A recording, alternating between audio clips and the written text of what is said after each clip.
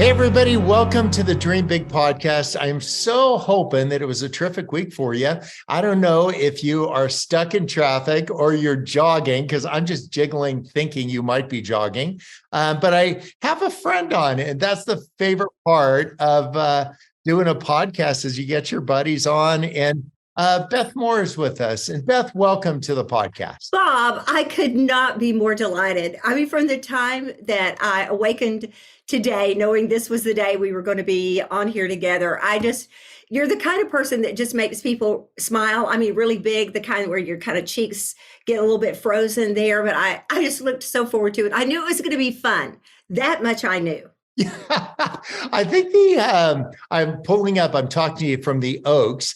And there was quite a convention of trucks when I was pulling in here. And it turns out they're undergrounding all of these high voltage wires. And when I think of you, and I was pulling up, I'm like, we're not going to underground you. What we want to do is just realize, like, how do you deal with a bunch of energy, a sincere faith, some people that are a little bit on edge, and you've written a book called My Knotted Up Life. This is going to be perfect because I think people are just curious about who are you? You've got just like kind to the core and a little bit of sass, which I love, and a bunch of conviction, like you know why you're doing what you're doing. So I think you've written a really beautiful book about it. So tell us why this book and why now?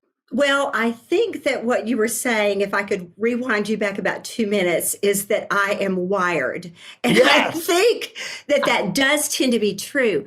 And I have to tell you, Bob, I may have told you this before, that so often I write on the top of my speaking notes, tone down. Tone down. Nobody wants to have to deal with you at a full 10. Nobody wants it. Nobody wants it. So I'm constantly trying to bring it down, but it is my natural. I'm Enneagram 7. So I am full on.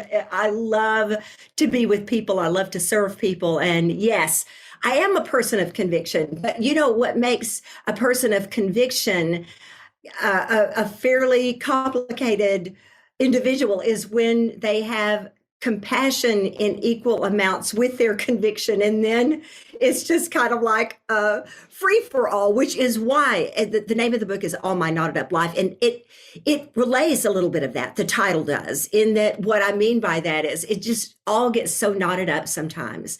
You know, I feel very strongly about this, but my heart yearns for those that do not feel that same way. You know, it's just a constant thing of very strong conviction in things of faith and things of the scriptures. And it's at the same time such a yearning to see a person that has no clue what is inside that book somewhere along the way run into something that makes them think that they might get to know Jesus.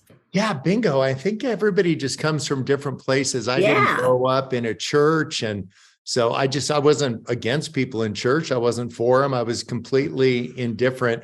I actually found a Bible when I was in high school. The deal was I would clean up the bus that went up on these ski trips. And in exchange, I would get free bus fare up to the mountains to ski. And so I was cleaning up the bus and there's this book. It says it's good book. I'm like, I'm looking for a good book. I want a good book. And I opened up this thing. I'm reading Matthew, Mark, Luke, and John. I'm like, same story. I'm like, average book at best.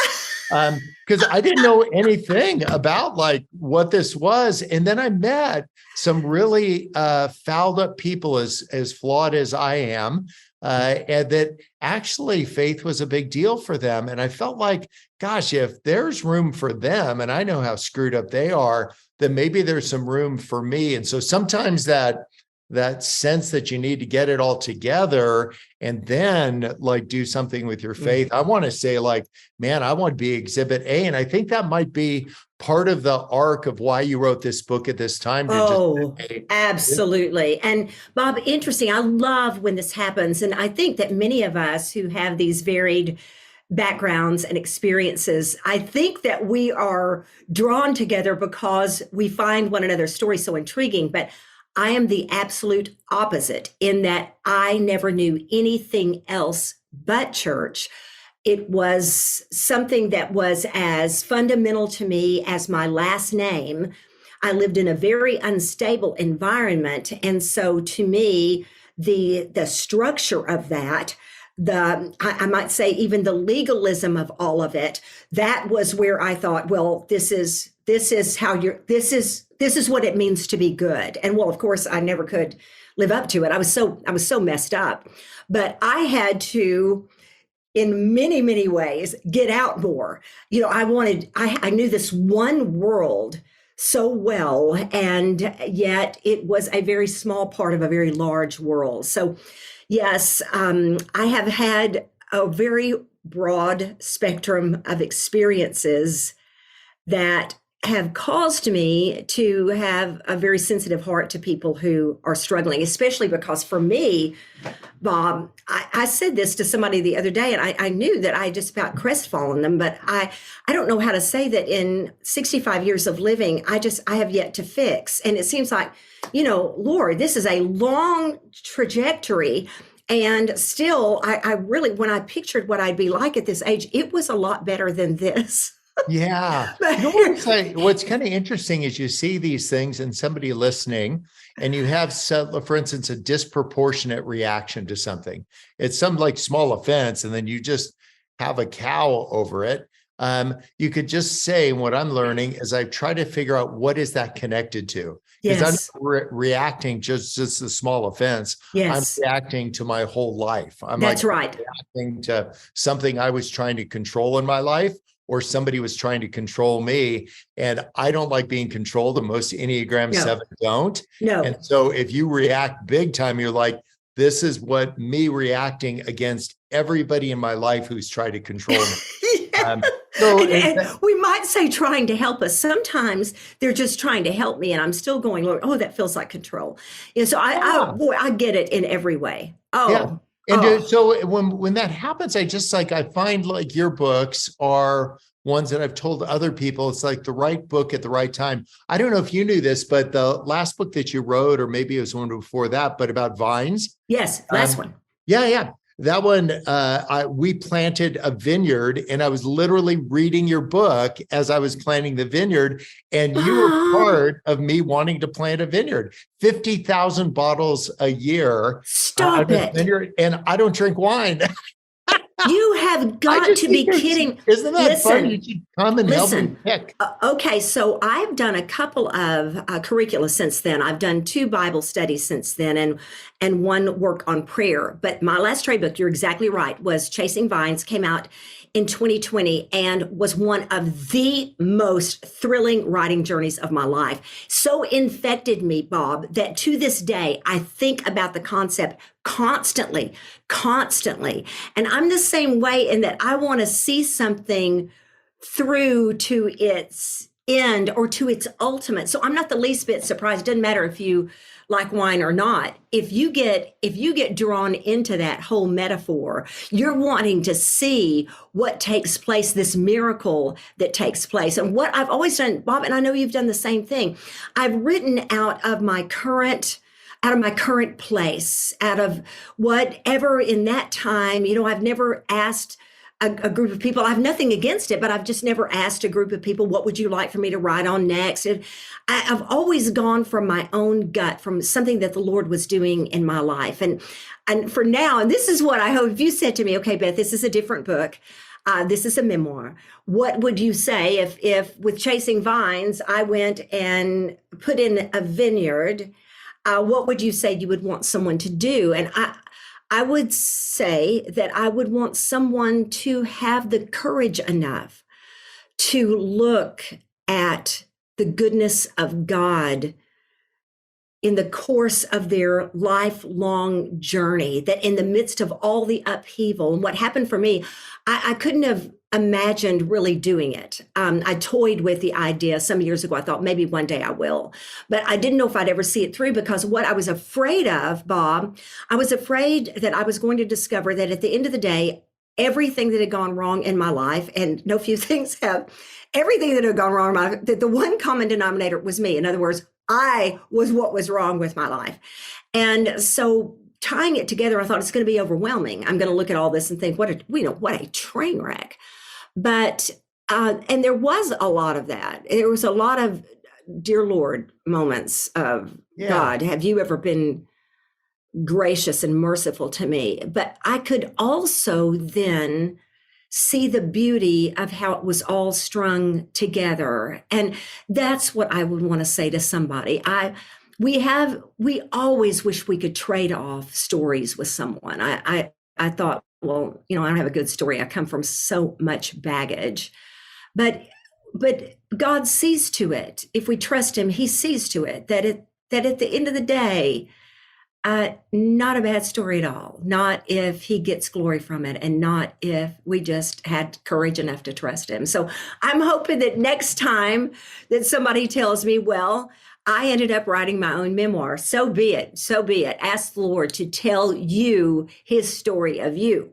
Which would be a really kind of neat thing to do as you're reading through this next book, and you guys got to get it. This isn't a marketing thing. Beth's not wondering where her next hamburger's coming from, but like that you do it because you have a story to tell and use that as a primer to say, yes, hey, what does that knock loose of me? I have an adjacent experience, or that made me remember something else. And so I was just delighting while I'm reading your book about vines, that I'm actually planting vines. We put out, it was 40 miles of cable to hold the vines. And like, that'll preach. Like, and now the whole thing will, Bob. Yeah, just everything about it. So I would just say, as you're listening to this podcast, think about it. If faith guides your steps, you could go to Deuteronomy 6 and then Deuteronomy 11. It kind of says the same thing. Yeah. It's like when you wake up in the morning, think about what God's done. When you're walking on the way, like talking, when you lay down, tie it on your forehead, wrap it around your hand, put it over your doorpost. So this is just another way of saying, write this stuff down. And what a neat thing it might be is you're reading Beth's, like recounting some of the things, the twists and turns of life. Maybe you could be writing that for yourself. I don't know. Do you know much about your great-great-grandfather? Not my great-great-grandfather, but yes, my great-grandfather. I have all of that recorded in that family tree all the way through, from both sides of the family. And we are so deeply rooted into Arkansas that I can go to two main cemeteries that are outside the small college town where I was raised and visit the graves of all my great-grandparents, all my great-uncles and aunts, so many older cousins. Like a really quiet family reunion. Yes, it is. I don't know much about my great-grandfather. I got a nickel that's older than he is, and he didn't intend to be invisible, but somehow he just went away. And so this whole idea of you writing this thing down, this is going to be, if you're listening, what a great legacy. You'll say, I find writing books really tedious, but I think someday I'm going to end up in a jar and I want something leaning up against it. I want people to remember. Yeah. I'll tell you one of the things that really motivated me. The beauty of being at my age is that you've had time enough to think carefully. I think of it this way: if there are 4 layers of ways that of our lives, and ways that we express ourselves, and the ways that we share ourselves, that top layer would be superficial. That second layer would be, vulnerability and some transparency. That third level will be, no, I'm going deeper than that now. And then that fourth level, for me, that's mostly between me and Jesus, and maybe a good friend or two and a family member or two, and maybe just me and Jesus. But I went to that layer 3 here and did it very deliberately, because I had told Bob for many, many years, from the earliest thing I wrote, I told that I had been a victim of childhood sexual abuse. And I have also I have inferred over and over again a challenge that we have dealt with in our family without straight out identifying it. And I waited till the right time. I say this with a little bit tongue in cheek. I really am teasing, and then sort of like, I'm teasing, I'm not teasing, I'm teasing, I'm not teasing. But there are certain people that if you're going to really tell a little more of your story, if you're going to layer 3, there's a certain generation of people that you need to be with the Lord. I know that you know what I'm talking about. My parents very much needed to be with the Lord. Yeah. Bob, a lot of my family of that generation, let's let them go, and they're happy. They're in the holy presence, and now it's time to minister through these things that I am going deeper with to share. I've never told the circumstances or identified my abuse or an abuser until here, and it's not graphic. I want someone to know. I don't think we've had some people that have read it in advance, and I think that they would say that it's not, that there's nothing about it that's graphic. It just leaves no doubt. And I do make an identification of it. But what I had wanted to do in these later years is be able to speak directly to that, to the nature of it, to what made it specific. And in my case, the fact that it was within my own home. And so that's family. And so that falls into the category of incest. And I've waited a long time to be able to say to a woman or man or a girl or boy that is in the same situation and has the same background or has had that same experience. I get it. I know the complications that come with it. I know what it's like when your protector is your perpetrator. And so those things are important to me, to be able to just have the freedom to speak directly to that, and also to ways that mental illness has really challenged our home and our family life. And these, again, that's that third layer. These are things I have inferred and inferred and inferred. And I think that the women that have, and some of the men that have spent time in my materials would have told you that there's some big things that they've dealt with, but I get much more specific here, and very much mean to be, and not as a way to bring glory to any kind of graphics or to just keep people talking. It's not that kind of book, but to simply say, in these last years, I sat across from my husband and I said, are we going to tell our real story? Or are we going to play? And he said, let's do this. Let's do this.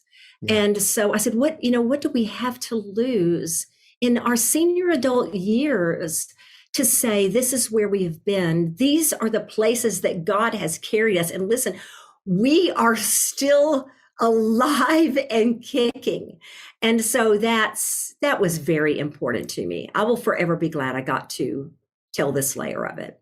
I think there's something really freeing about doing that. If you strip away what you're known for, like strip away Bob the trial lawyer, strip away like the person who writes books with balloons, like strip away that, and you can get to who you really are. Because otherwise this idea of becoming a caricature of who we are. Right. We are the sum of what everybody's opinion about us is. No, it's the truth. We're actually not. We're like the sum of our experiences, good and bad. That's right.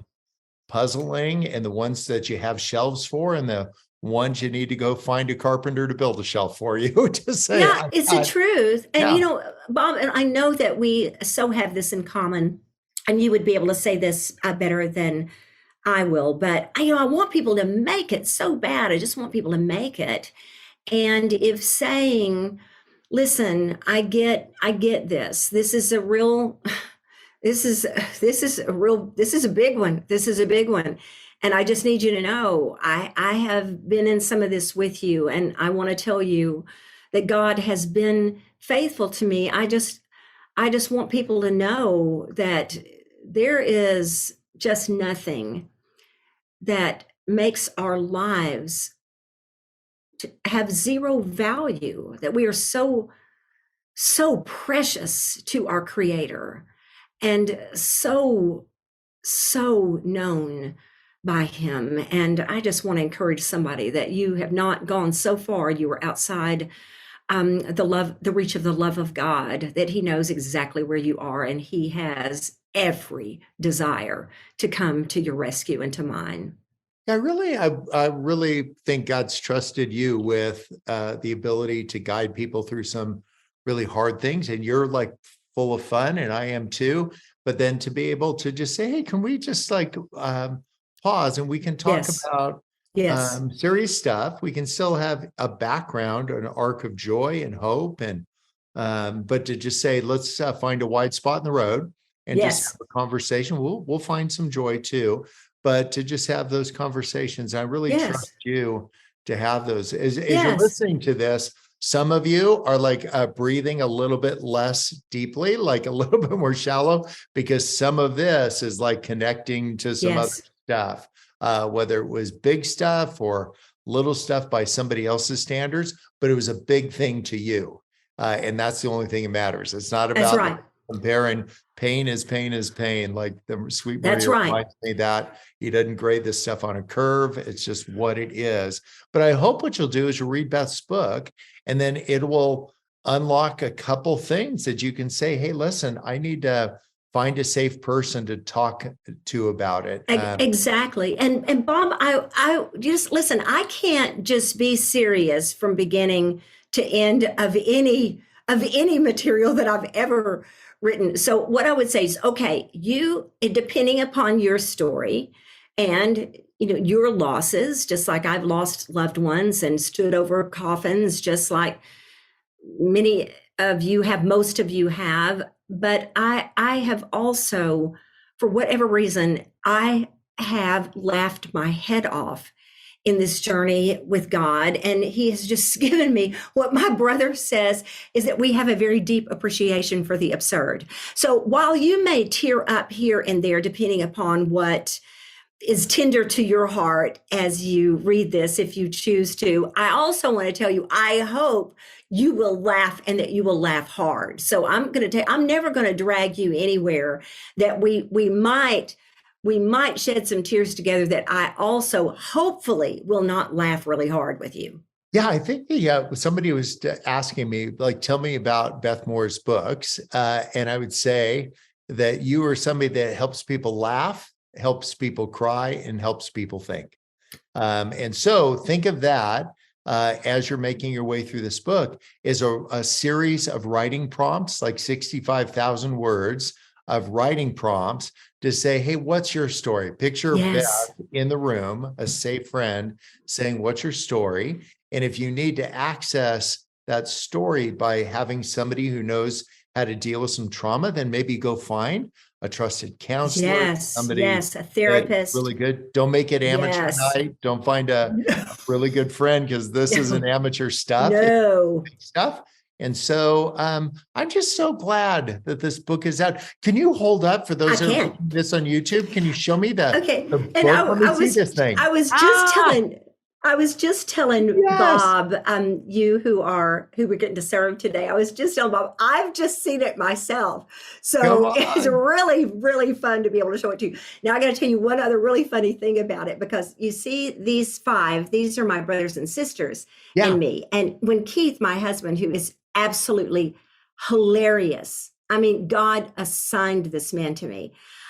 He looked at it and he said, Elizabeth, he calls me by my full name. And he said, Tyndale did such a good job of finding a picture that would have that would look like you and your family. I went, honey, that is me and my family. That's I said, I gave them that picture, but that's Yeah. our VW bus. If you're just listening and can't see it, listen, this is a vintage blue and white Come on. VW Volkswagen bus. So Yeah. it is, and it starts there on that vacation. Yeah, those things will go 30 or 40 miles an hour downhill. Yes. I tell them in the book that my big brother and big sister pushed it most of the way while my dad tried to start it. No kidding. Well, Beth, we love you. I'm just speaking for Earth right now. And I'm just grateful for your authenticity in our lives, your longstanding friendship. And I'm just glad that you've released some more words into the world. And for those of you listening, whether you get a book or not, write this stuff down. Get the help that you need. You got to know this whole idea of make your request known to God. If you don't know what it is that you're asking him, you can't make a request to him. And I know he knows all about it. Yes. I think he's a God that wants you to know what it is that you're asking him for. Yes. So to say, here is a hurt, here's a pain, here is a joy. Yes. This is what I need to make known, but you got to know what it's connected to. I think this book is going to be a really neat opportunity for me to connect with some of those and hear from a trusted friend some voices, some words that will point me towards Jesus, point me towards the things that I still don't have a shelf for. Yes. So Yes. thank you. Blessings on Oh, you. Give my Keith great a joy, hug Bob. and Thank all you. the You do the kids. same with your family. I am so happy that I got to talk to you today. And God bless you guys. God's faithful. Thanks. He'll be faithful to you. Yeah, you guys, you've been listening to the Dream Big podcast. Hope you'll take some of the things that Beth has said and don't just agree with it, because Jesus never asked anybody to agree with him. I want you to just say, like, okay, what am I going to do about it? Yes. And that's where all the good stuff happens. All right, you guys, have a great week.